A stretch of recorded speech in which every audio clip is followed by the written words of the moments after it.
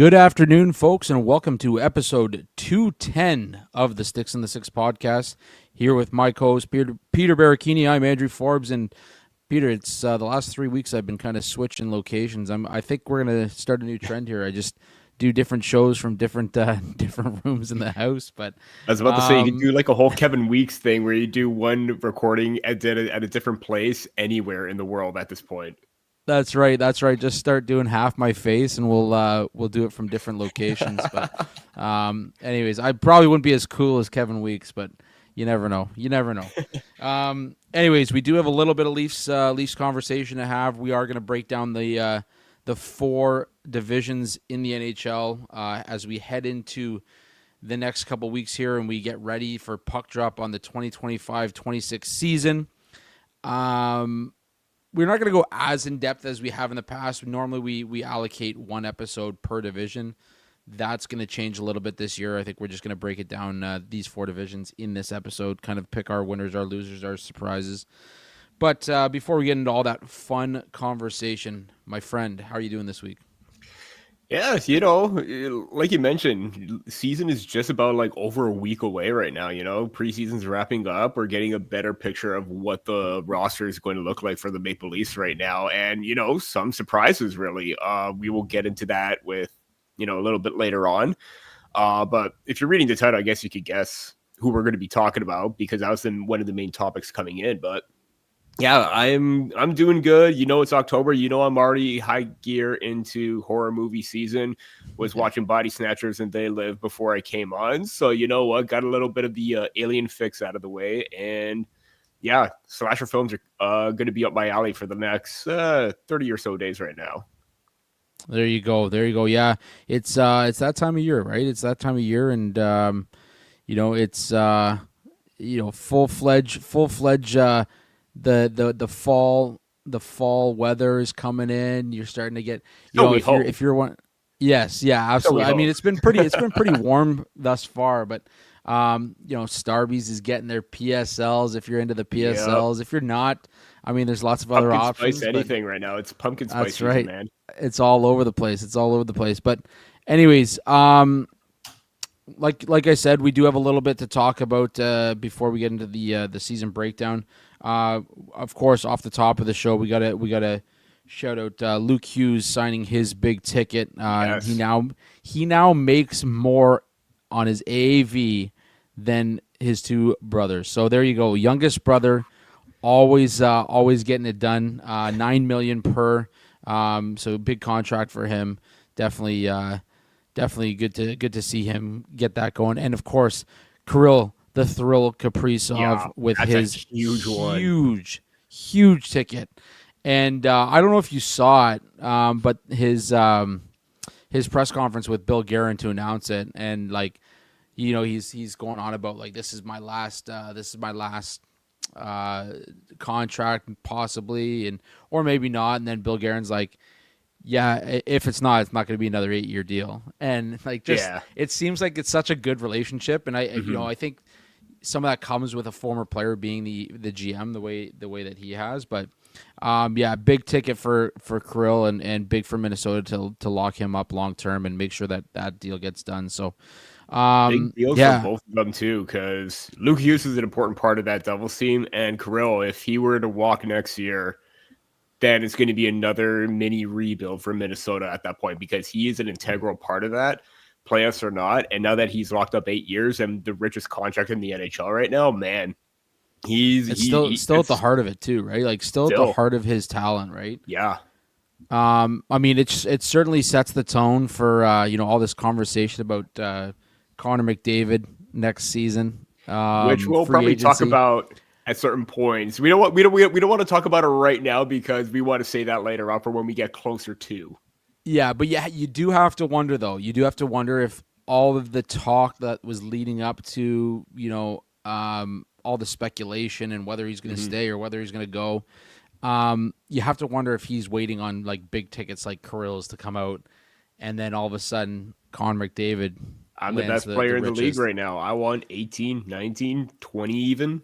Yeah. So we'll see. We'll see how that plays out. We obviously have a full season to go before that really kicks in. But We're talking about signings. Maybe the biggest signing for the Leafs, and again, Brad Treliving getting it done early, getting it done so that he knows what he's dealing with next offseason. Anthony Stolarz locked up 4 years, 3.75 AAV. Your thoughts on the deal for Anthony Stolarz? Oh man, again, another big win for Tree right here. You know, he coming in, you knew that the three biggest ones, Marner aside, because we already knew that he was gone anyways. We're going to be Tavares, Nyes, Stolarz. Those are the big three. Tavares took that, discount, took less than what he's making. There's that deferred payment as well. But for his age and what he was making at the time, it wasn't going to be the same thing. So for him to get his current contract right now at what was it? Is in my mind here, 4.38 million. That was a steal for over 4 years. Matthew Nyes, I probably thought he could have gotten 8. He got 7.75. That's absolute money. You're getting less right there. There's talk that Stolarz could have commanded 4.5, 5 even. And now you get him just under that at 3.75 for 4 years. And I understand why they probably use this to their advantage too, because he wasn't a notable starter. He doesn't have that longevity or experience as other starters have. But let's not kid ourselves. Stolarz has been one of the top goaltenders, even though he hasn't played starter minutes. He's played 20, 25 plus games each season, and he has been at the top in terms of goals against, save percentage, you name it. Even his underlying numbers, the goals saved above expected, high danger save percentage. He's among the tops in the league last season. And for him to get that kind of money right now is an absolute steal, considering what he could have gotten or what could have been the asking price that was reported. So again, like you said, it's big money spending by Tree. It helps them with their current cap situation right now. It helps them get a little bit less and adds to their, money for next season of free agency, where they could still allocate more dollars to somebody else. And I just think that having a tandem of Wall and Stolarz at just under 8 million is fantastic value, because now you rely on these two guys for the next 3-4 years. It gives guys in your system a little bit more time to develop, like a Dennis Hildeby, like an Artur Aktyamov, Slava Peksa. Gives them more time to develop there and hone their craft. I think Hildeby may not be that far off, considering how well he's playing in the preseason, but it gives him a little bit more time to adjust, a little bit more time to dial in a little bit. And let's say Stolarz, by the end of his contract, isn't cutting it out for it. Joseph Wall is still pretty good. Hildeby could be the backup, or he could overtake Wall. Who knows what can happen? You have a lot of options right now. So in this short term, it's great value, and it's great for, your system as well. Yeah, I mean, you're seeing kind of a trend here with Brad Treliving and the signings that he's made this offseason. I mean, obviously, you get, we'll talk about Robertson a bit, but you get Robertson at a relatively tradable contract. You've got Stolarz who buys into this idea that Toronto's one step away from making it big. You've got Tavares who signs for let's be honest, he left money on the table. Ton of money on the table. Matthew Nyes, who buys into this idea and wants to be in Toronto. Obviously, like in another year, William Nylander at 11.5 is going to look like an absolute steal. And then, of course, you've got Austin Matthews, who's right there, and Morgan Riley. So, like, the trend here is Brad Treliving is getting it done in with guys who actually want to be here. Guys who want it, it's this whole. I mean, how many times have we said it? The Craig Conroy mentality. You want to be in Toronto, we're going to find a way to sign you. We're going to make a good deal for both sides. We're going to try and make it so that, as of right now, with the contracts that they have for next season, for the off season after 2025-26, the Leafs have $24 million to spend as of right now to get to the cap. So you could go 2-3 guys with that kind of money. That's the first time in a long time, and that's assuming Ben Danford hasn't taken the steps that he needs to take to get on the roster, and he'd be at an ELC. You got Easton Cowan, who's going to be right there. Like, the craziness for this team right now in putting themselves back in a position where they have cap room going into maybe one of the biggest free agent off seasons is enticing as a fan, right? Like this is Absolutely. going to be the first time in a long time they've got money to spend, and I think that's the important thing to take away with it. And there's still the conversation of maybe like where's Jack Roslovich going to land? There's Hmm. still that Still question. hasn't That signed. there's still that Not even on a possibility. PTO. No, so there's. I mean, I love what Brad Treliving's done. I love that he locked up Anthony Stolarz.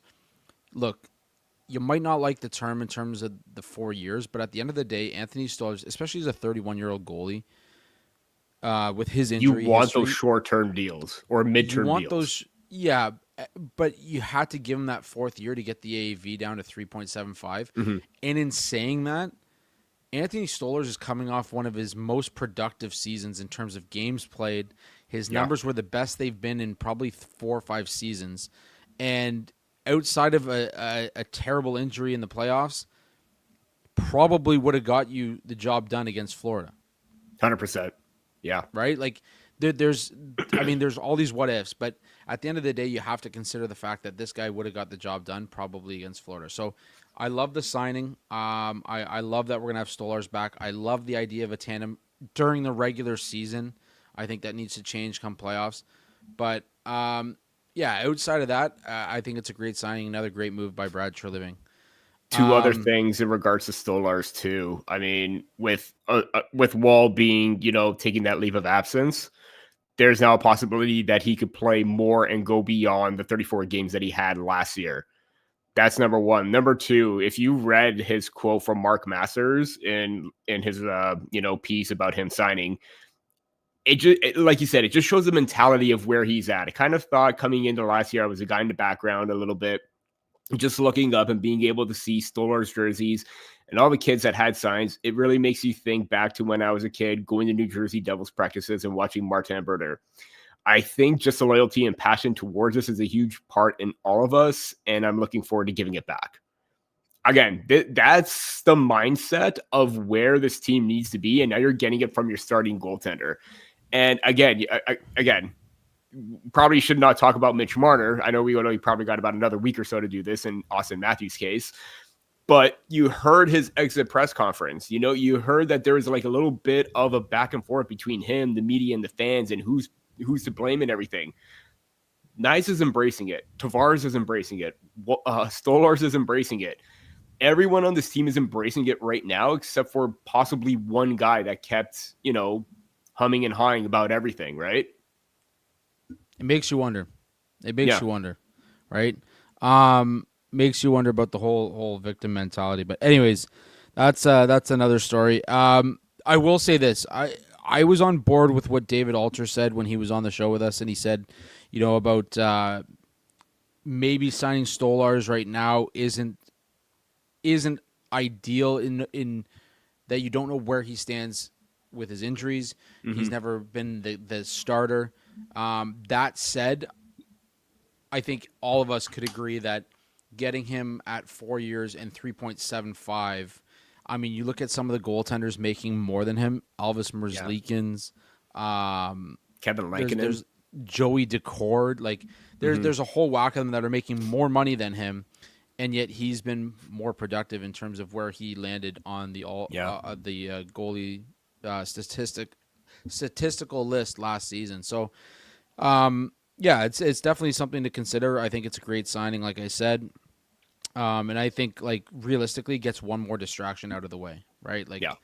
now you're going into the season and you kind of have this idea of like where you're at with your goaltenders.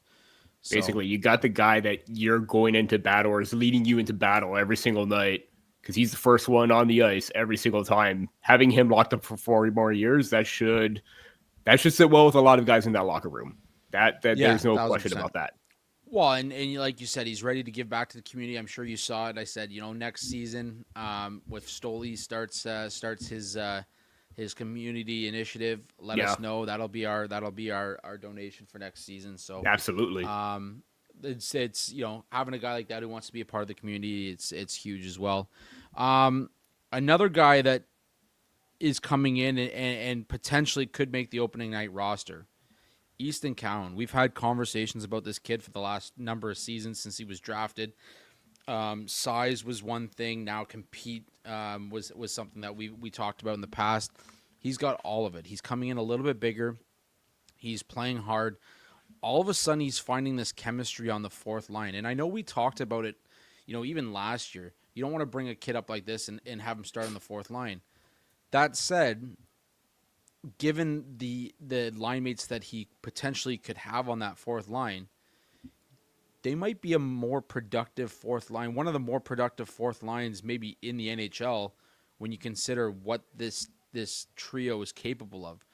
Mm-hmm. Is it possible that we see Easton Cowan kick off the NHL season with the big club on the fourth line, playing with two absolute bruisers? It's looking more and more like that. And I wrote something about the fourth line after their consistent play last week, especially in that 7-2 win against the Habs. But before my post came out as well, there was Easton Cowan was playing alongside or practicing alongside Steven Lorentz and Scott Laughton at their main camp or like on their main practice roster. And that looked like almost 100% what that roster was going to be like. I think the one blemish or question mark is Hildeby and Joseph Wall is well going to come back before then. We don't know. But seeing Cowan on that fourth line after they dominated the Montreal Canadiens, after they had good results in their previous game as well, you have to think that he's won the roster spot. It's his to lose right now, and I don't think anybody's catching up to him. I mean, talk about Nick Robertson, how he looked good in the first two games. Hasn't really answered the call or proved himself to elevate his play further up. Kind of looked at a loss at times. It kind of felt like he was a little bit skittish, jumpy, whatever you want to call it, nervous. And it just wasn't cutting it out.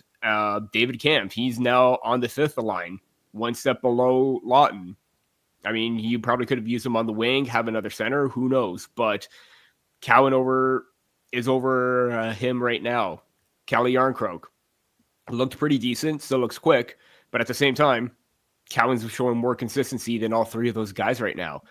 And looking at, again, it's a small sample size and you don't want to make too much out of it, but they weren't on for a goal against or a high danger goal against.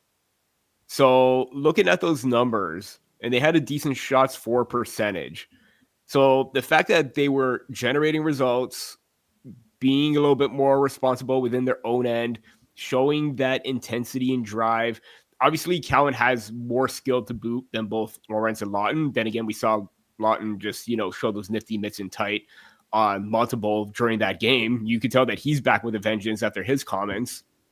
It just kind of feels like Cowan is a perfect fit with those guys.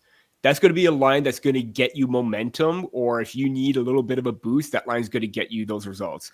Lorentz and Laughton and even Yarncroke look good in the playoffs. They didn't get results. But now, hopefully with a little bit more skill in Cowan, to be the guy to make those plays, find Laughton in front, Lorentz off to the side, who knows? I just feel like they've gotten that chemistry already. And we talk about like guys trying to, move up in the lineup, the top right wing spot. What's the chemistry going to be like with Matthews and Nyes there? With someone like Michelli, with someone like Domi. Yeah, I think you could rest assured right now, and I think it's a lock that that's going to be our fourth line to start. And let's see what's going to happen in these next two games, because if Cowan is going to play in that role and he gets the call again in that sixth and final game, then the roster spot is all but his, and there's no doubt that he deserved it. He said coming in that he's got that mindset that he wants to make the team. Like you could tell with his comments that he was determined to do so, and he's acting upon that right now. You're not getting that with, Nick Robertson said that, he wanted to try and make a push as well. You notice that Berube was impressive, but again, last year was consistency with Robertson. Preseason right now, it's consistency. You need to see that level, and the difference between Cowan and Robertson, consistency. Yeah, I think the one thing right now that's going to hold back this idea of him opening the season with the Leafs is the fact that he's waiver exempt. That if the Leafs can't find something to do with Yarncroke and Kampf and Robertson prior to the season, the one thing that's going to hold him back is the fact that he's waiver exempt, can go down to the AHL, and all of a sudden you start the season. with the guys that you have rostered. At the same time, you want to put your best team forward because every game counts, especially in a division like the Mm-hmm. Atlantic. Every single game is going to count, number 1 all the way through to number 82. So, yeah, Robertson has looked inconsistent, but I mean that's been the story of his career. And for whatever reason, the Leafs still seem like they feel like they've got something in him. And it's not a criticism at Nick Robertson. I think under the pressure of having a guy like Easton Cowan come up and play behind you and know that he's got the ability to maybe steal your job, I think he's cracking a little bit under that pressure. And Mm-hmm. I think that the inconsistencies are starting to show in his game a little bit more. Hell of a shooter. But he doesn't have all the intangibles the same way that an Easton Cowan does. And again, I'm going to take this back all the way to here, London, where I think the Dale Hunters, the Mark Hunters, they get you ready for that next level. Yeah. They involve London Knights alumni to get you set for being a professional, to getting to that level, to just getting to a point where you're ready to take that next step. And I think that's why you see a lot of these guys graduate from the OHL and go right into the NHL and play big minutes and big games. And the good part about Easton Cowan is that even if he starts on the fourth line, like you said, he can climb that lineup. He can see power play time. He's going to get the opportunities, and that's the important part. Is like, it's not a guy that you're going to bury on the fourth line and say, oh well, we'll give him 8 minutes a game and maybe he'll get a goal here and there. Like, this is a guy that Mm-hmm. he's gonna be the guy that eats some puck possession on the second power play unit and get you points on the power play and still go back and be a fourth liner with a Scott Laughton and a Steven Lorentz, and maybe elevate their game to a point where, like, all of a sudden now you've got Scott Laughton, who might be a 15-goal scorer on your fourth line. Like, that's Mm-hmm. that's what you want to see from a guy like Easton Cowan. Yes, you size wise, physically, you're a little bit smaller, but you play with that compete. You're a little bit of a pest. Like, we saw that against what was it, Yeah. Montreal Mm-hmm. that he did that. You're a little That bit of a little pest. grin that he had. But that's what you want. You want, Yeah. like, you're learning from the Domies. You're learning. The one thing you don't want to do is come in here and be. You don't want to be a Mitch Marner. And Mm-hmm. again, it's not a criticism at Mitch Marner at all. Mitch Marner is an incredibly talented hockey player, but he shied away from the physicality, and that's what cost him in the playoffs, because that's what made him disappear. That's what drove the criticisms. That's what pissed him off when it came to the fans. And then all of a sudden you have that mutiny where, like, Marner doesn't want to play for the fans. The fans are ready to, say, okay, see you later. Like, Yeah. that's what you don't want. And Easton Cowan is coming in with a little bit of an edge. Mm-hmm. He plays a little bit more heavy, and he's not going to shy away from, giving you a little, like, cross check in the ribs or something when the going gets tough. And I think that's going to elevate him to the point that right now, if you're Brad Treliving and Craig Berube, like, Craig Berube had nothing bad to say about Easton Cowan all preseason. None. So right now, if you're Craig Berube, your ideal lineup has Easton Cowan in that spot. Mm-hmm. I'd be shocked. I'd be shocked if all of a sudden Easton Cowan's in the AHL and you've got, like, David Kampf coming up or Calle Yarncroke or whatever. And, like, this is not to discredit Kampf or Yarncroke. I know Yarncroke's putting in the work after a tough season with injury, but how can you not put your best foot forward and give this kid an opportunity? You drafted him in the first round. Mm-hmm. You drafted him in the first round. You have to give him this opportunity. He's earned it. He did exactly what you wanted him to do: come into camp and compete. And now he's literally forced your arm. You can't send him down. So I think that's why we're going to see him on that first line spot. The only exception too, I think, would be Yarncroke, because he could play the wing. I think that's the only exception where that's the only player that could overtake Easton Cowan at this point. And one more final point on Cowan before we move on to it's coming in. I think they wanted him to play. They wanted him to play to his strengths. They wanted him to be him and nobody else. And I think that's what set him apart from Nick Robertson. I think Nick Robertson, he had a fantastic first game, looked really good and competitive against Ottawa, but then after that, which kind of Nick Robertson are we getting? We don't know what kind of player we're getting. You knew what you were getting with Cowan consistently night in, night out, and it showed from the beginning till now.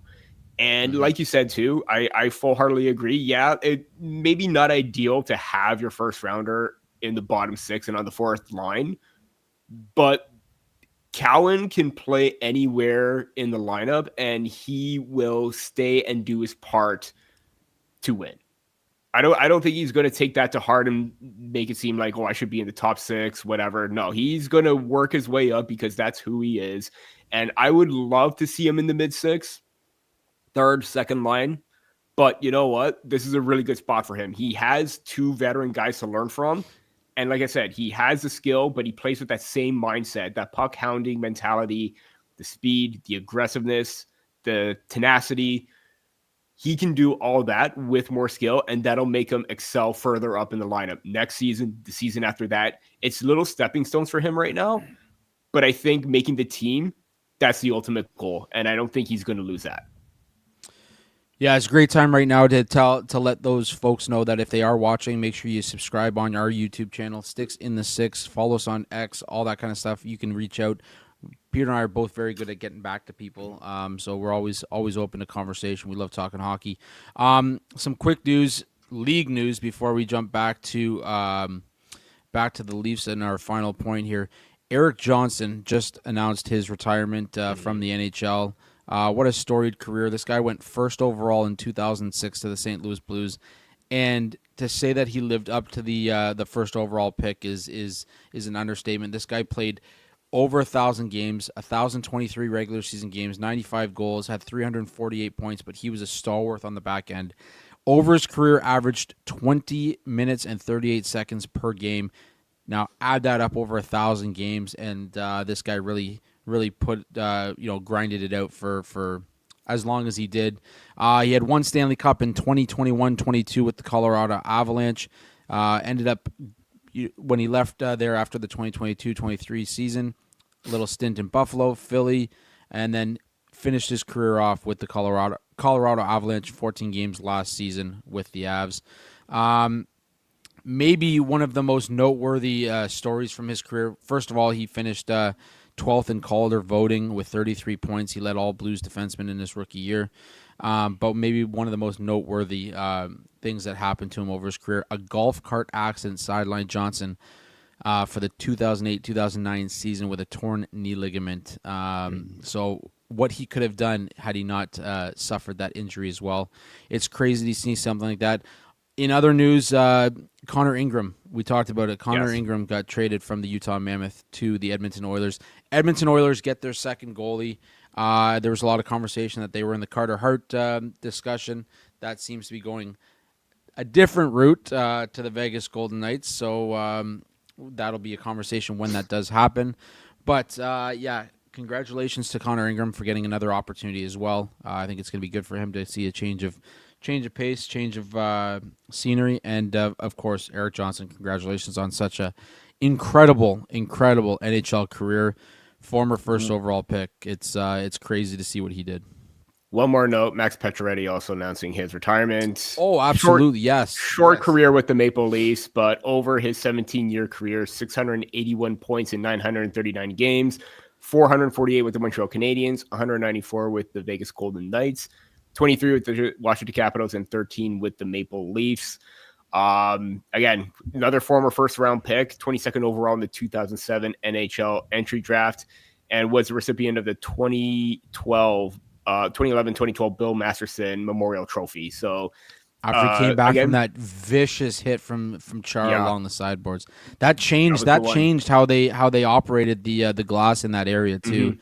So definitely. And honestly, like I fucking hated Patches when he was a Montreal Canadian, but seeing him play with the Leafs and what he was able to contribute in the limited time that he saw, he had passion, but he was also one of the more underrated players, I think, during his time in the league. Like he was an underrated player. What he could contribute to a lineup. So, yeah, congratulations to Patches. I'm glad you could don the blue and white for a little while at the tail end of your career, and certainly made us love you more. So, shout out to him for his storied career as well.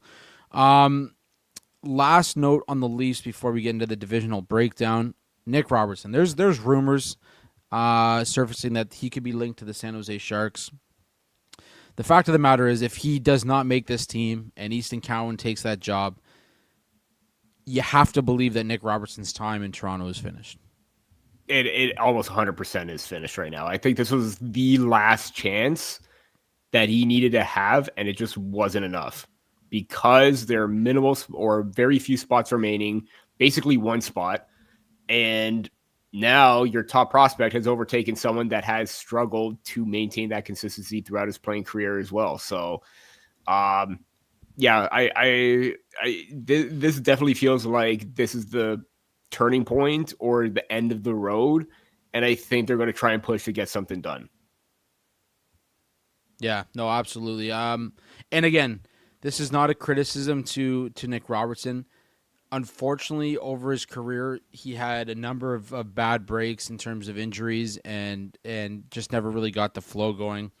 Players start to overstep him in the depth chart, and when it did come to it, inconsistency was what drove him kind of off the radar for the Leafs. Like I said earlier, I think they still believe they have something in them. I think they're looking for the right return. I just don't know.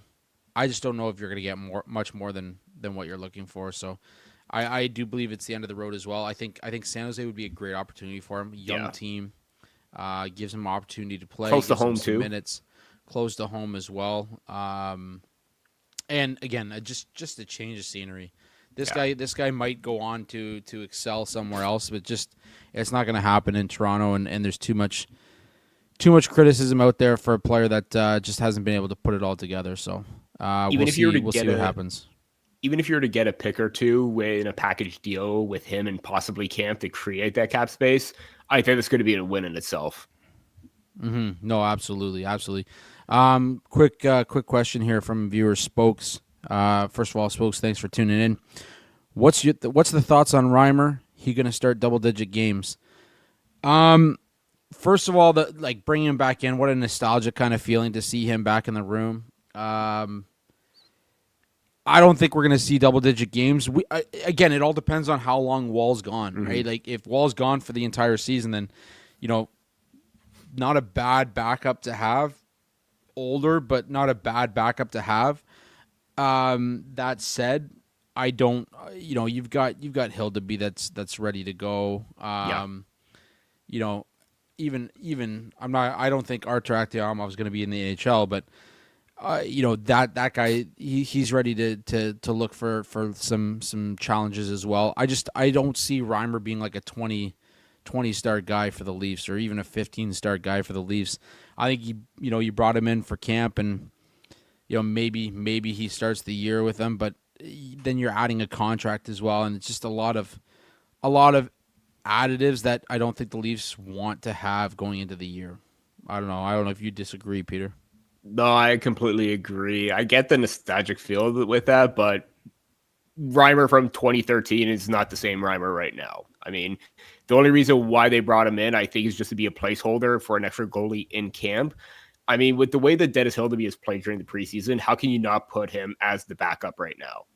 I've been very, very impressed with his play. He seems a little bit more calm, not as over aggressive or jittery in the crease. I think he's got that poise to his game right now. And I think that one sequence that stood out was against the Montreal Canadiens, where there were like 3 or 4 consecutive chances and he stood tall nonstop on the power play. That to me, I think solidified his spot as the next potential call up. And even with Wall out right now, I think Hildeby is going to be a little bit more calm. He's got that a little bit more experience under his belt from last season until now. It's a different player right now. I think that it's going to be Hildeby And like you said, you don't need another contract at this point. It's going to take up a space. You're going to sign him. He's going to go through waivers. I think he's just a placeholder. I don't think anything more than that. And the fact that it's Stolarz and Hildeby as the 1-2 in practice right now, I don't think we're going to see Reimer at all. Yeah, no. Yeah, I mean, like I said, it's good to see his face back, and it's nothing against Reimer. It's just I don't think the Leafs have a spot for him right now, and you don't want to take up the extra contract spots with signing a 38-year-old goalie. So, anyways, I say that as if it's old, but I'm sitting here at 37 too. Like that's just it's crazy to me to think like that. But anyways, before we get to the divisional breakdown, just a quick word from our sponsors over at DraftKings Sportsbook. NFL fans, what's your favorite touchdown? For me, it's the next one because the DraftKings Sportsbook, an official sports betting partner of the NFL, every touchdown could bring you closer to cashing in. From first touchdown scorer to anytime TD props or the thrill of live in-game betting, every snap is loaded with opportunity. Right now, for the upcoming week, you can get the LA Rams at minus 105 to win by 7. That's one touchdown over the San Francisco 49ers. Obviously, lines and odds are subject to change, but that would be a fun pick for the upcoming week. Here's the best part, though. Bet just $5, and if your bet wins, you'll get $200 in bonus bets instantly. I know when I'm doing my sports betting, I'm using DraftKings to earn those crowns. So your team hitting pay dirt pays out to you. Download the DraftKings Sportsbook app and use code THPN. That's code THPN to turn $5 into $200 in bonus bets if your bet wins. In partnership with DraftKings, the crown is yours. Gambling problem? Call 1-800-GAMBLER. In New York, call 877-8-HOPE-NY or text HOPE-NY 467-369. In Connecticut, help is available for problem gambling. Call 888-789-7777 or visit ccpg.org. Please play responsibly on behalf of Boot Hill Casino and Resort, Kansas. Fees may apply in Illinois. 21 plus age and eligibility varies by jurisdiction. Void in Ontario. Bet must win to receive reward. Minimum minus 500 odds required. Bonus bets expire 7 days after issuance. For additional terms and responsible gaming resources, see dkng.co/audio. Anyways, let's get right into the divisional breakdowns. I think we got to kick it off. Maybe not. Maybe we'll leave the Atlantic till the end here, but let's kick it off out west with the Pacific Division. And let's kick it off with the Pacific Division. We've got Anaheim, we've got Seattle, we've got San Jose, we've got Vancouver, we got Calgary, we got Edmonton, we got Los Angeles, and then of course we got the Vegas Golden Knights and Mitch Marner. Peter, what do you got for the Pacific Division? Who you looking at as maybe the biggest game changer in the Pacific this coming season? I mean, obviously you're looking at a top 3 of Edmonton, LA, Vegas. I think that's going to be your top 3. I mean, Edmonton, LA, Vegas. I think that's going to be your 1, 2, 3 right then and there. After that, it gets really interesting. Is Calgary going to have that same season last year, or are they going to regress a little bit? Is Anaheim going to take a step further because they added some good veteran depth up front? They signed Mason McTavish. They got a lot of quality pieces. Lucas Dostal, I think, is still an underrated goalie. May not get him a whole lot of wins, but I think could still prove to be a guy that could steal a few here and there. Seattle, Vancouver, kind of middle of the pack, and I think maybe San Jose may still be at the bottom, but I think they're going to be much better than where they were last year. I mean, you're getting another season of Macklin Celebrini, who just looked absolutely dominant last year. Michael Misa is probably going to stay with camp. If there was one player from that 2025 draft, I think he was going to be the most NHL ready for them. So there's that. They got that going for them. But yeah, I think watch out for the Anaheim Ducks. I think this could be a year where they could surprise a lot of teams. I know last season they started to be a little bit more competitive, especially in that second half. Don't count them out this year. I think they could be a team that can surpass the Seattle Kraken and even the Vancouver Canucks. You still don't know what you're getting. Is Thatcher Demko going to be 100% healthy? Because there are times where he looks great, times where he's not. You got to see Elias Pettersson get back to form.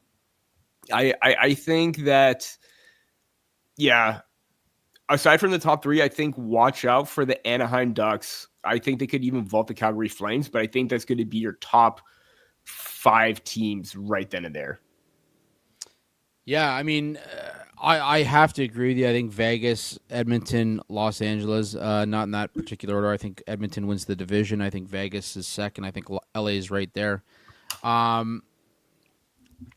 I like Seattle's addition of Mason Marchment. I think that one to me is key.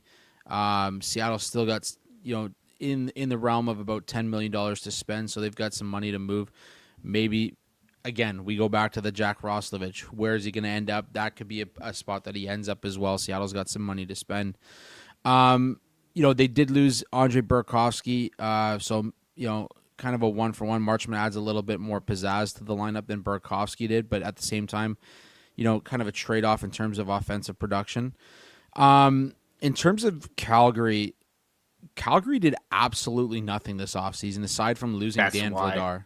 So Calgary, to me, like, I don't see how you don't take a step back. Obviously, the late season add of like Morgan Frost and adds a little bit more to the lineup as well. So maybe they're in that fringe team again. They're that bubble team in the division. The Vancouver Canucks, I like the add of Evander Kane if he can stay healthy. I think he can add a lot to that lineup. He can, it's the piss and vinegar that we've talked about with the Leafs on a number of occasions. That said, this Vancouver Canucks team is right against the cap. Like this is Toronto Maple Leafs operations happening right now in Vancouver. Yeah. Get them right up against the cap and let them go.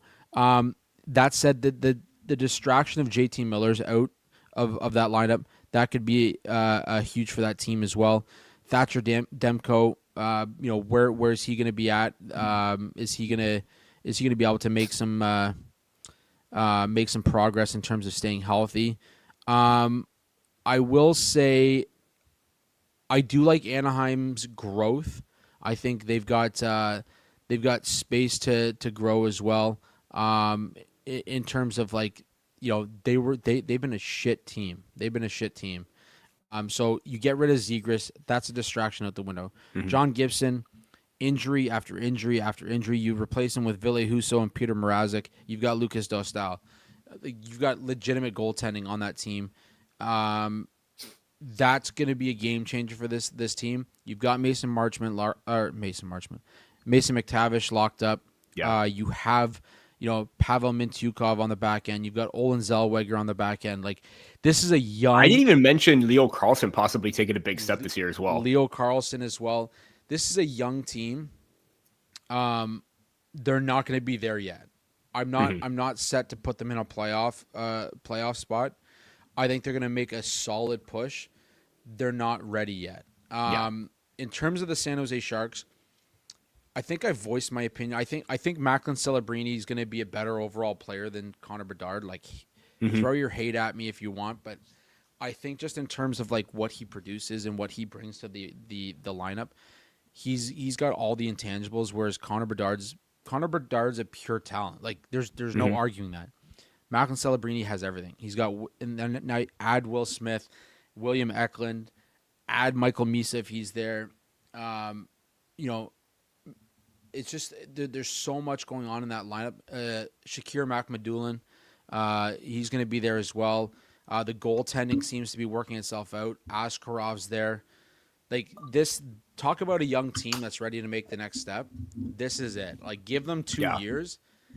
San Jose is going to be a scary fucking team, man. They're going to be a scary team. So San Jose's not ready. They're not going to finish dead last, though. They're not going to finish dead last this season. They're going to be maybe in the bottom 5, I think. Bottom 5, easy. They're not going to. If not San Jose, who then? Oh, that's a good question.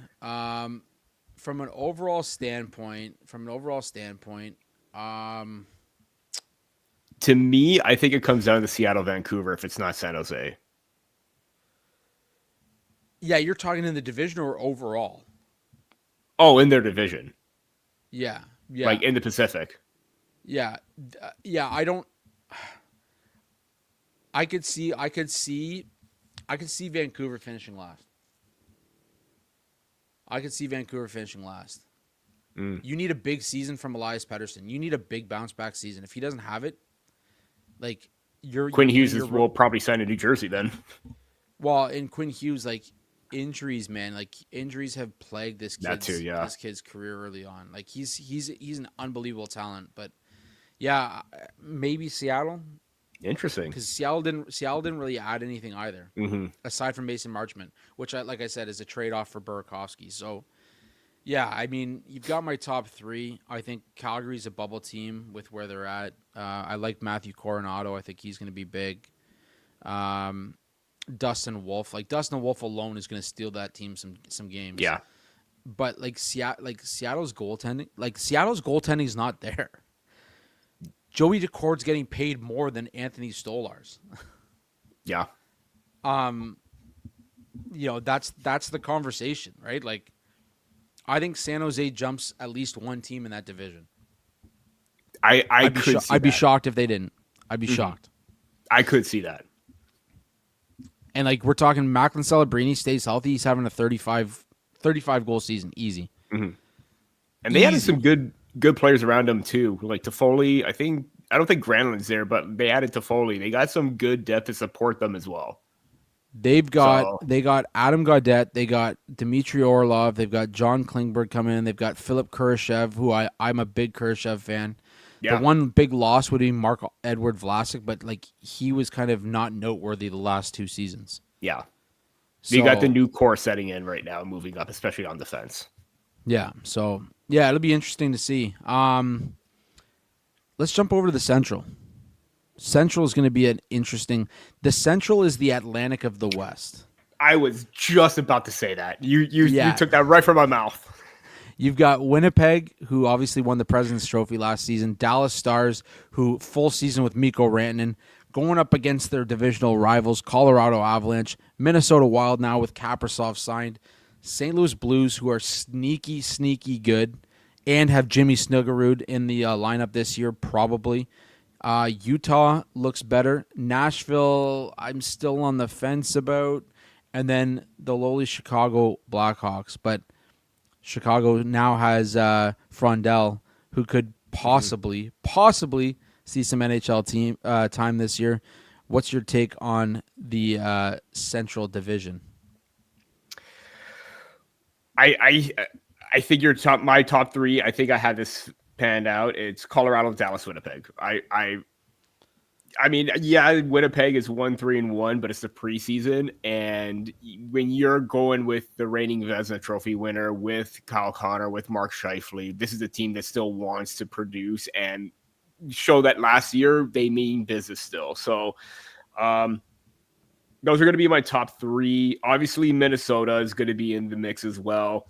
Like you said, St. Louis is always a pesky team. They're always, just when you think they're down and out, they always come back. And like you mentioned, Jimmy Snuggerud going to be in the contention for Rookie of the Year, or as like a top 10 fantasy rookie, top 10 rookie at least this year.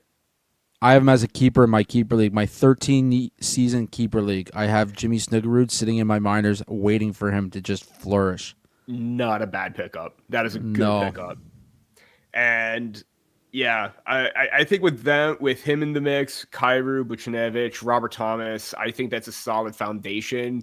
Dylan Holloway, back end with Broberg, Justin Falk, Kemp Fowler. I think that this is a team that's still going to be middle of the pack, can still surprise a lot of teams. Then it comes down to Chicago and Utah. Utah definitely could be a wild card because of their big game hunting, getting JJ Peterka. That is a massive move to get him up front, to build your core of Clayton Keller, Logan Cooley, Dylan Genther, those guys right there. And then again, is Chicago's goaltending going to hold up with Spencer Knight? They got him in. He looked pretty decent. Is that going to hold up and be the case right now? So this is a really big wild card division right now.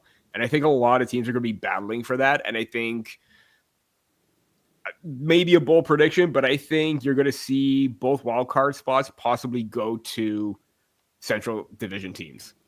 Not bold at all. I was actually going to open up with I think we can both agree that both wildcard teams are coming from the Central. It's the Atlantic of the West, man. It's the Atlantic of the West. I do feel like Utah can take a big step, but is your goaltending tandem of Vitek Vanacek and Karel Vejmelka going to be enough? That's the one question mark I have. I think you're going to see the same 5 playoff teams out of this division. However,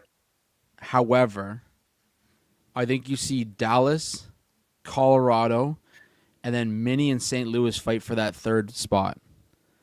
I think Winnipeg is going to be a wild card team this year, and then obviously the other of Minnesota and St. Louis will be a wild card team.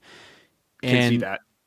Let's break it down real quick because Hellebuck did have a hell of a year, and no pun intended. But you're coming off a Vezina Trophy season where you played like an incredible amount of games. Eric Comrie played a few. Heavy workload too. Heavy workload. Another disappointing playoff, finish. You've got Dallas who added Rantanen, obviously. Yes, they lost guys like Michael Granlund and Mason Marchment, but not overly huge losses when you consider you added Mikko Rantanen. Jake Ottinger is going to look for a bounce back. He needs to have a big season. So I think Dallas is going to be incredibly impressive. Colorado, obviously, they lost guys like Charlie Coyle, Jonathan Drouin. Miles Wood was a big guy for them last year as well. But they added Brent Burns. And I know Brent Burns is older. I can't say old. He's older. But Brent Burns is still Brent Burns. Like what he can add to that lineup is it's going to be impressive on an already impressive lineup. Add to that, you get a full season of Mackenzie Blackwood. You've got some legitimate goaltending this season rather than the way you started last year. Colorado is going to be an impressive team as well. And then, of course, Minnesota, like I mentioned, Minnesota Wild. I think we'd be naive to think that they're not going to be incredibly impressive this season. They added Vladimir Tarasenko. They've also got Kirill the Thrill.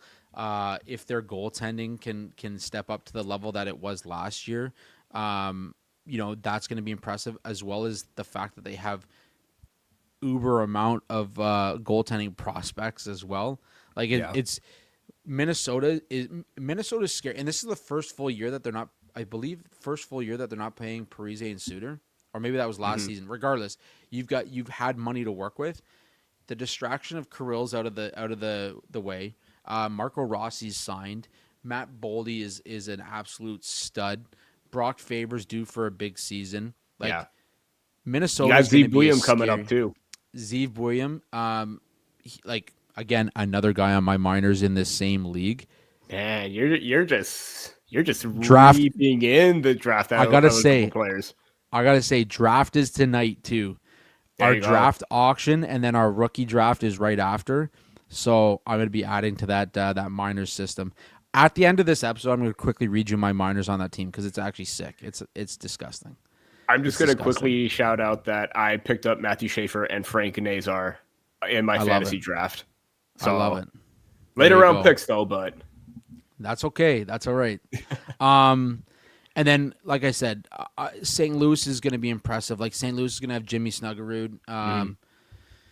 You have Robbie Thomas. You have you name it. Like this is the same St. Louis Blues team that's been kind of on that fringe team or that fringe bubble for a while now. So I think they're going to be just as impressive as they've been. Now, the reason I say Winnipeg is going to drop and again, I'll go back to Hellebuck. Played a lot last season. They lost Nick Ehlers. There's a lot of conversation that they're going to lose Kyle Connor if he doesn't re-sign soon. That he could be a guy that ends up leaving as well. They lost Brandon Tanev. They lost Mason Appleton, who's like one of their legitimate depth guys. Yes, they added Tanner Pearson. Yes, they added Gustav Nyquist past his prime. Yes, they added a rejuvenated Jonathan Taves. They also saw Jonathan Taves get hurt, I believe it was last night or the night before. So there's a lot of questions, man. And like Neil Yeah. Pionk's there. He's huge. I will say it's going to be 1-2 Dallas, Colorado. Yes. I think that's a given, and then everything else can fall into place right after that. Yeah, I do think Winnipeg does see a major drop off. So I think that's going to be interesting to watch as well. Obviously, Gabe Vilardi. I don't believe Gabe Vilardi has a new contract yet, so he's still sitting out. So yeah, there's a lot of question marks around Winnipeg, and I just after that run that they had last year, where Hellebuck like carried this team, he's definitely going to be a question mark, or the team's going to be a question mark going into the season. So I do see that. I like Utah's pickup of JJ Peterka. It's their second season in Utah. We're going to see an increase in what they do this year. I think they're right there. They're next level. They're right there. So it's just give them a little bit more time. Nashville, I think, finishes last in the division. They did nothing. They did absolutely nothing this offseason. They've got $10 million to work with. They did nothing. They didn't boost their bolster their roster. They still have Stamkos, O'Reilly, like some good players, but they didn't do anything to elevate what happened last season. So I think that's where we're going to see Chicago take that jump. A healthy Spencer Knight is going to do wonders for that team. Connor Bedard, if they do have Frondell start on that team, Frank Nazar, like there's just a lot of options for Chicago this season. I think we're going to see a step back in the right direction, so that's going to be good for them.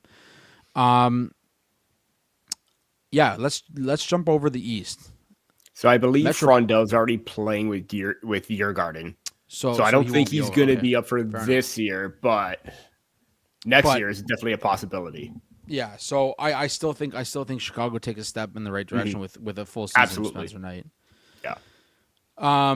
Metropolitan, okay, the Metro Division. We got Washington, we got Carolina, we got Jersey, we got Columbus, we got the Rangers, we got the Islanders, we have Pittsburgh, and we have Philadelphia.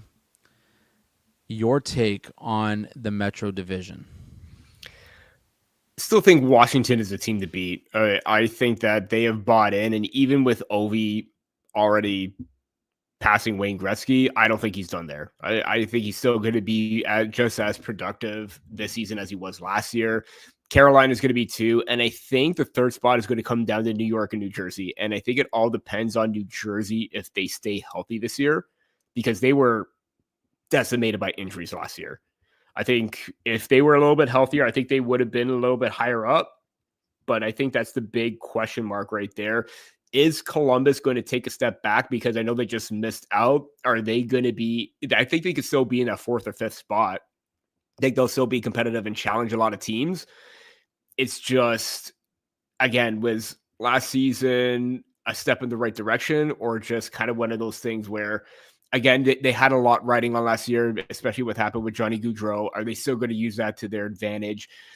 Hopefully that is going to be the case. If they're still riding high, absolutely, then they could be a major threat. Then it comes down to the Islanders, Penguins, and Flyers. I think Pittsburgh's going to be in last. I think Philadelphia could vault up. I think they could be a little bit better than their bottom finish or last place finish last year. I just still don't have any confidence in Pittsburgh at this point to be competitive in that division anymore.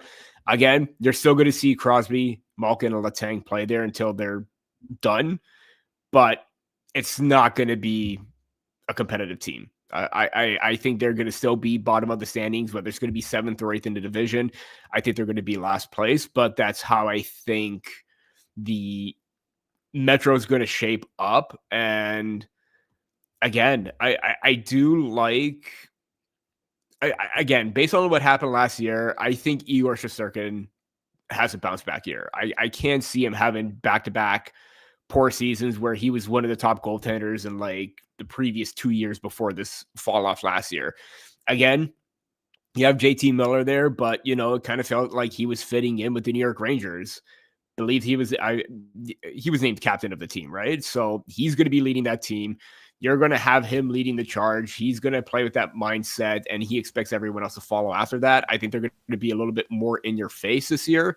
So I think they're going to be that one team that could either move up a spot or two or stay where they are. It's one of those two things, but that middle part of New Jersey, Columbus, and the Rangers, that's going to be interesting to me to see how that'll play out. Yeah.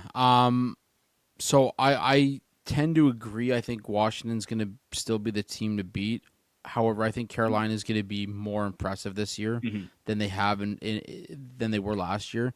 They added Keandre Miller, they added Nikolai Ehlers, they lost Brent Burns, but they're a team that definitely added more than they lost. And I think I was about to say Miller essentially replaces Brent Burns. Yeah, and then you add Nick Ehlers to the mix as well. Again, not your legitimate superstar that they need, but add that to Svechnikov, add that to Aho.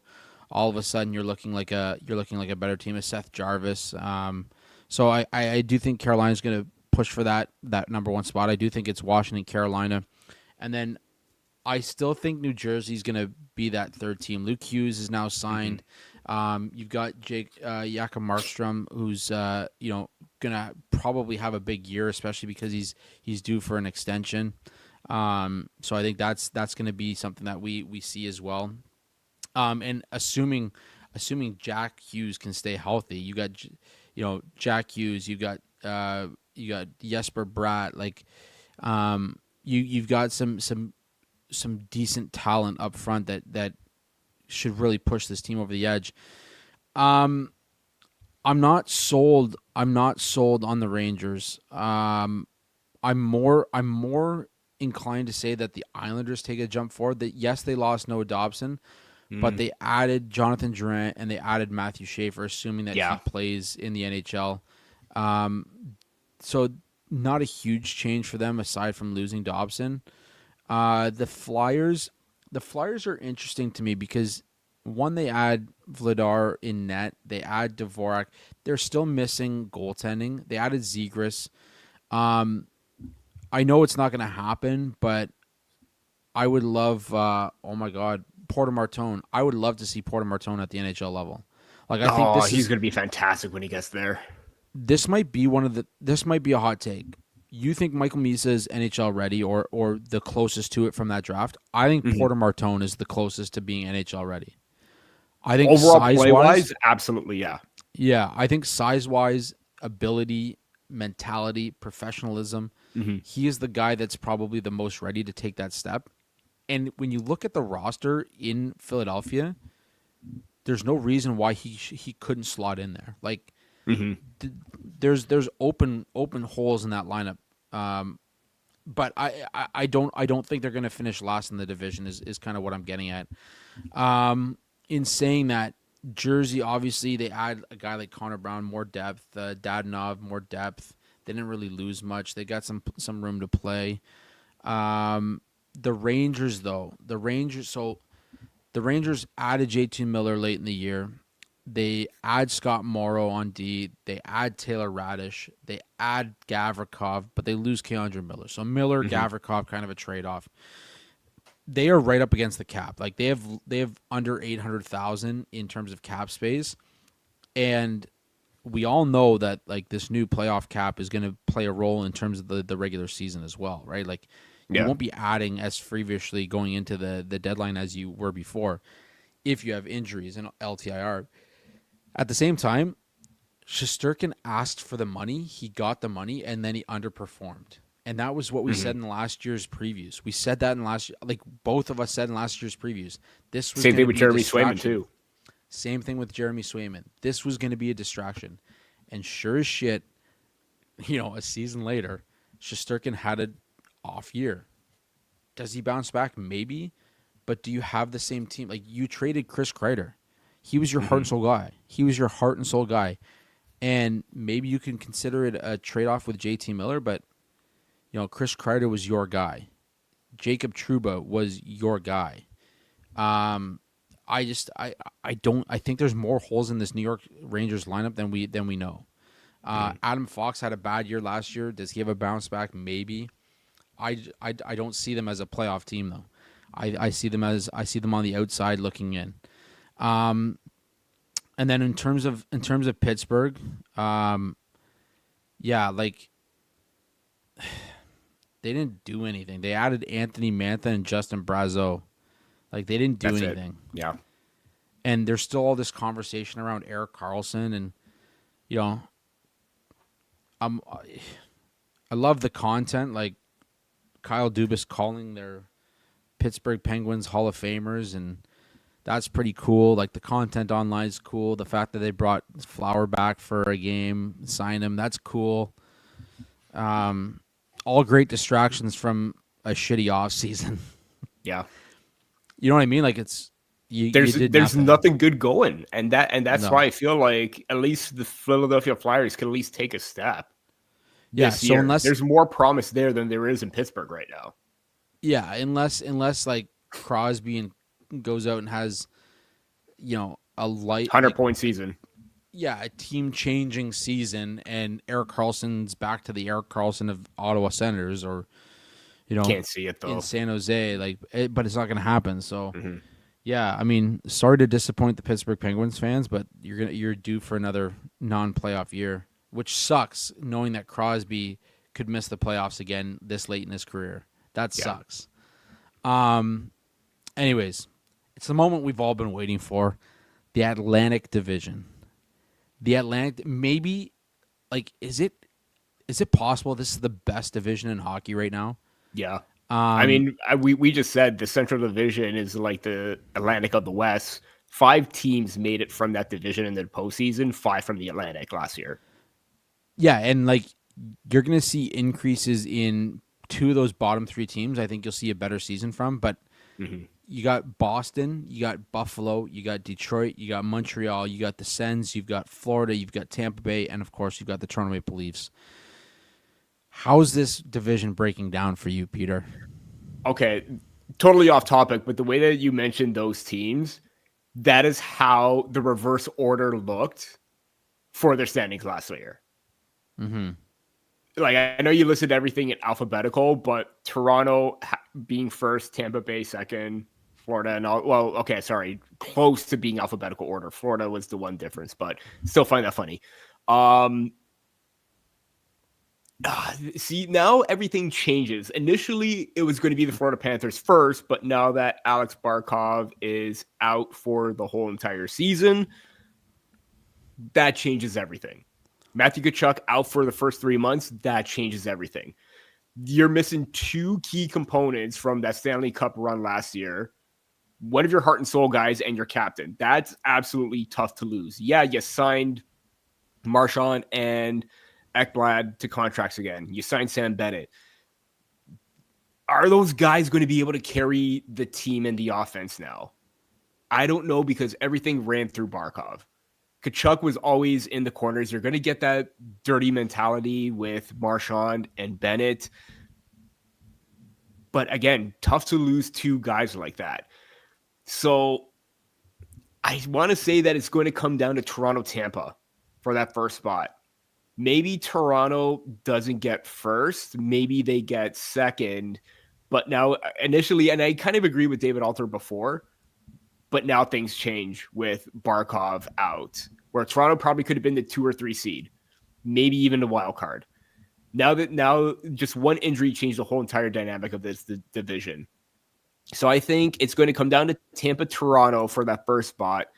I think I'm gonna be very bold here. I'm gonna say the Montreal Canadiens get the 3rd spot. I feel like this is a team that's riding high after last year. Demidov is coming up. This is a team that has a lot to prove. They're in it to win it right now. They went out and got Noah Dobson. Samuel Montembeault, I think, is good. He's going to be the X factor for them. Is he going to have a replication of what happened last year? But then again, you got Jakub Dobeš as well in the crease. Jacob Fowler, I would love to see him in Montreal in the near future, but he's just not there yet. So I think Montreal gets that 3rd spot. I think Florida 4th, but I still think Florida will be able to make the playoffs. Now that comes down to the Ottawa Senators, Detroit, Buffalo, and the Boston Bruins. Again, if there's one team to fall out, I think it's going to be Ottawa. And here's the main reason why. Last year, they had 242 goals for, 19th overall. So they're below that 16 team, like top 16 team level. The Columbus Blue Jackets had 267 and they missed the playoffs. Are they going to get the same amount of offense as last year? Because if they are, that's going to be trouble for them. If they can improve on the offense and get a little bit more production from Brady Tkachuk, from Tim Stützle, from their big guys, that's going to be the difference maker. I do like their defense, but then again, we saw Linus Ullmark last year. Great at certain points. He went on hot stretches, but cold at times as well. That consistency factor still lingers with me. I think they're just going to be on that bubble. But also don't count out the Detroit Red Wings because I think John Gibson with a better defensive team in front of him. Again, a lot of forwards looking to prove something. Dylan Larkin's going to replicate last year. Lucas Raymond, I'm expecting to take a big step. I'm not sure if Michael Brandstig-Nygaard is... I mean, he's still at camp. He's still playing games right now, but I think he could be a big factor for them in their middle six and like the third line because this guy plays a heavy power forward game. That's kind of the player that they're missing. I still like their defense at times, but then again, some question marks here and there. Again, it's going to come down to John Gibson as well. I think they needed a better goaltender. They got it, and I think he could push them a little bit further up in the standings. Buffalo, I don't know. Is this going to be the year where they actually get it together? Again, it sucks because Tage Thompson is an absolute threat. They got great young prospects coming up. Zach Benson, I absolutely like. They got great depth on defense. It's just the goaltending. Can it hold it up? Can UPL carry the load? What about Devin Levi at this point? It's just really tough right now for them because, again, they could get off to the hottest start this season and still miss the playoffs. That's still one of the things in my mind right now, and I think that they could still be a 6-7 team. And the Boston Bruins, again, they didn't really make a whole lot of moves this year. I just feel like they're going to be bottom of the Atlantic again this year. And yeah, you're going to have to rely on a lot of like character type of players, but you may not get a whole lot of offense except from maybe David Pastrnak at this point. I think there's going to be a sizable gap offensively between him and the next offensive forward. He could put up 100 points, and the next guy could probably be 40, 50. Everything's running through him right now. He runs the show. So that's how I think the Atlantic breaks down, just from my perspective and point of view. I think Tampa Bay can take advantage, or both Tampa Bay and Toronto could take advantage of Florida this year, even though Toronto may have a little bit lower offense this year without Mitch Marner, but I still think they'll find a way. Yeah, so I'm going to go completely different. Before I do, though, this funny comment came in from Gary K. Thanks for tuning in. It's going to happen. They're going to get Kevin McKenna. Penguins are going to get the rig. They're going to get Kevin McKenna. We're already predicting that. Yeah. Can you imagine Kyle Dubas? Gary's already on the same train as us. We'll see, Gary. We'll revisit this episode when it happens. Anyways, that's a great comment. Okay, so my top three in the division. Okay, you ready for this? Yeah. Toronto, Montreal, Florida. Okay. Fair. Your wild cards are going to be Ottawa and Tampa. Okay. All right, we're still in the same realm. Yeah. Same five teams. I honestly, I was going to take Florida out and put an all Canadian top three in the Atlantic. I was going to say Ottawa's up there. I actually like that. And here's why. Okay. So first off, Boston, like you said, outside of David Pastrnak and Jeremy Swayman, who claims he's going to have a bounce back year, the team is abysmal. The team is absolutely abysmal. They added Tanner Jeannot, great. They added Victor Arvidsson, great. They added Sean Fraser Corrali Minton from us, great. Yeah, they got Fraser Minton. and Michael Eismont, they also only have $2 million to play with, which is just insane Hmm. like considering the roster they put together. They only have $2 million to play with. So I see them at the bottom. Buffalo, you lost JJ Paterka. Okay, like you Yeah. were heading in the right directions until you traded Dylan Cousins last year, and then now got rid of JJ Paterka. All of a sudden, you're back at square one. I don't think goaltending is the problem in Buffalo. I don't think the back end is the problem. You got Owen Power and Rasmus Dahlin. I don't think scoring is the problem. I think what the problem is in Buffalo is the management. The management of your Yeah. assets. We've seen some of the worst asset management in the history of the NHL in Buffalo over the last 15 years. Hmm. Jack Eichel, Sam Sam Reinhart, Reinhart, Dylan Cousins, JJ Paterka.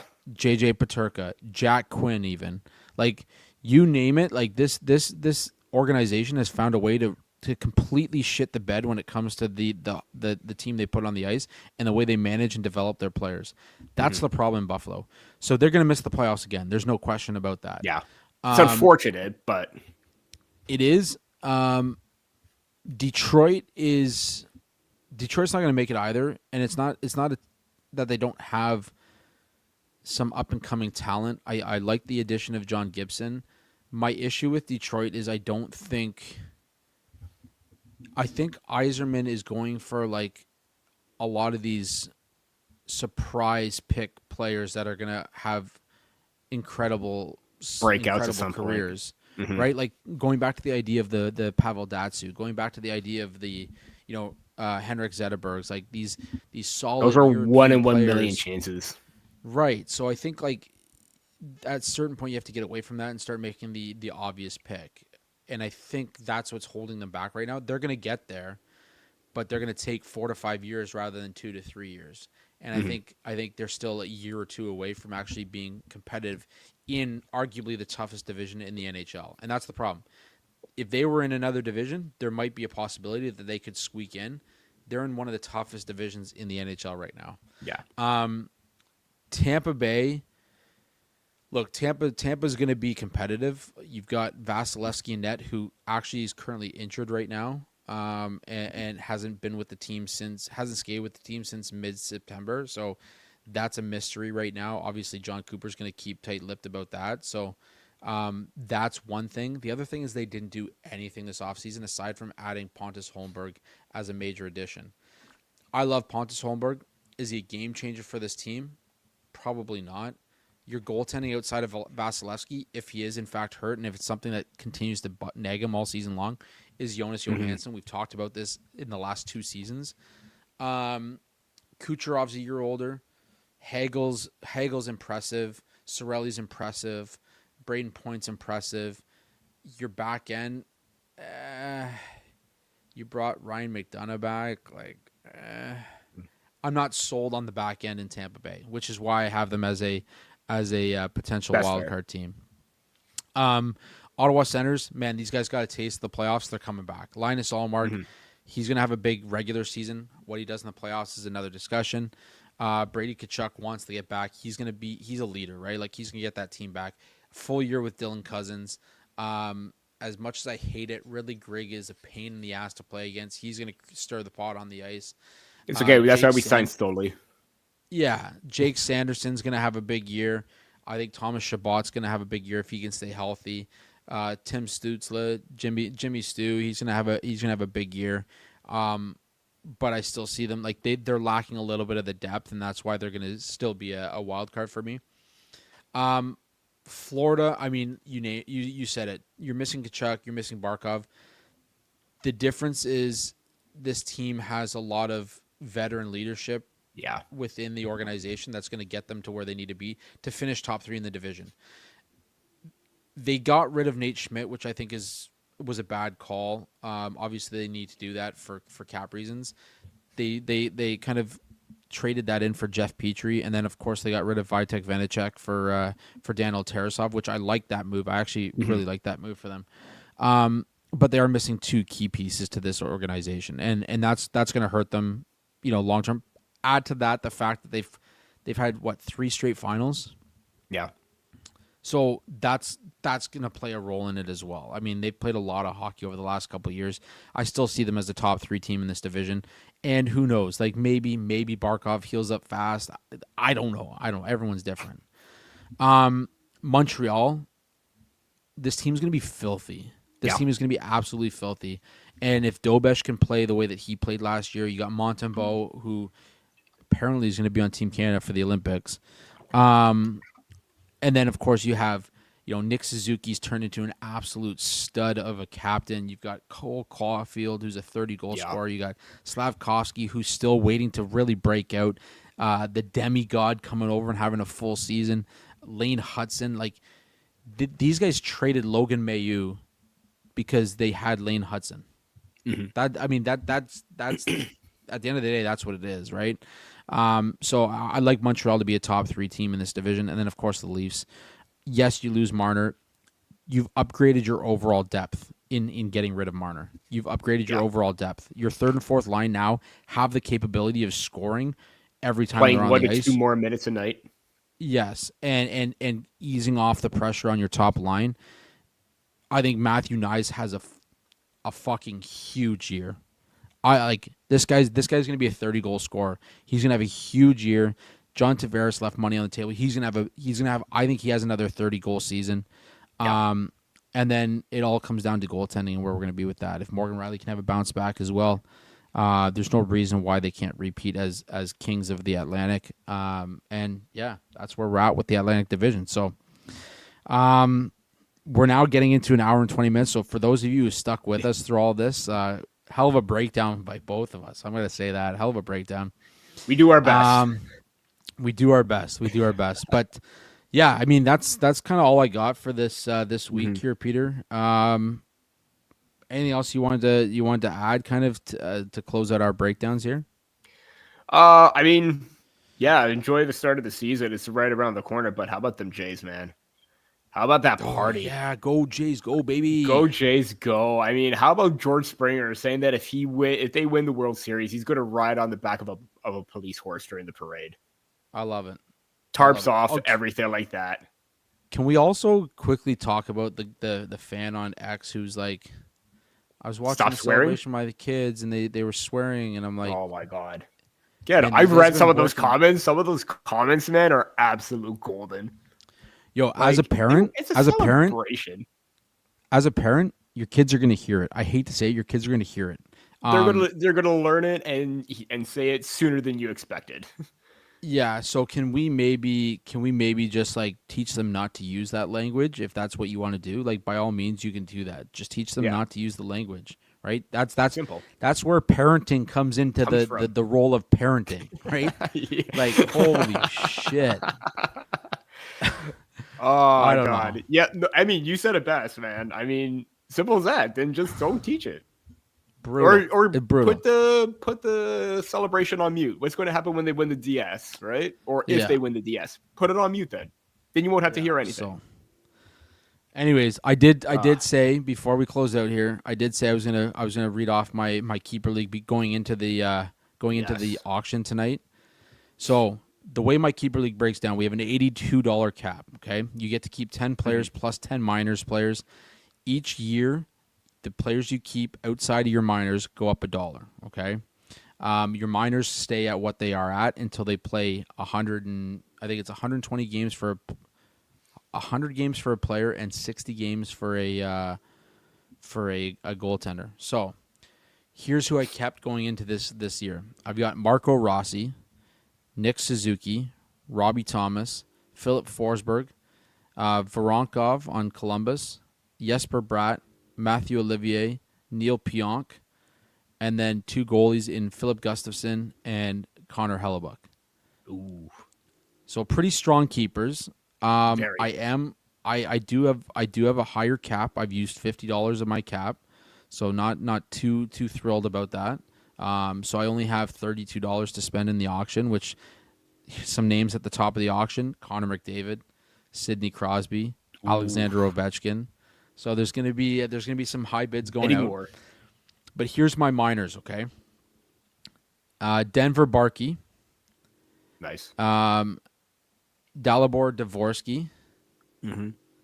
Marco Casper, Braden Yeager, Tidge Aginla, Casper Haltonen, Joaquim Kamel, Jimmy Snuggerud, Zeev William, and Simon Nemec. Ooh, that's a solid farm system right there, man. Pretty decent one. You should have seen the names that I dropped too. It's crazy. I dropped Spencer Knight, and I had him for $2. I dropped Spencer Knight, but I couldn't keep 3 goalies. I didn't want to. Anyways, it's gonna be fun. It's gonna be a fun draft. I got to get that going as soon as I get off here. So, yeah, outside of that, it's gonna be fun. Watch the Yankees and the Red Sox beat up on each other. The Jays are getting set for their series starting Saturday. Yes. And we're gonna have a lot of hockey talk over the next 8 months, buddy. We're gonna have a lot of hockey talk. This is when the exciting stuff happens. This is when all the excitement starts. The puck drop happens. Everything's going to be starting to kick off soon. If you haven't already and you're tuning in and you have tuned in, make sure you hit that subscribe button on YouTube. We want to get to 250 subscribers. We'd love to get to 500, but let's start small. 250. 250 is good. We'll have all these content for you this season. We do talk league wide. If you're just tuning in for the first time, make sure you check out the Sticks and the Six podcast. Make sure you check out the Hockey Podcast Network, brought to you by DraftKings. We got promo codes down below if you're watching this episode on YouTube for DraftKings, for SeatGeek, for 20% off at BioSteel online. Make sure you check out all of those. And as always, we'll close out here with a little bit of Alex Hobson and his hit 25. Until next week, guys, stay tuned for more Sticks and the Six content. That's it for Peter and I this week, episode 210.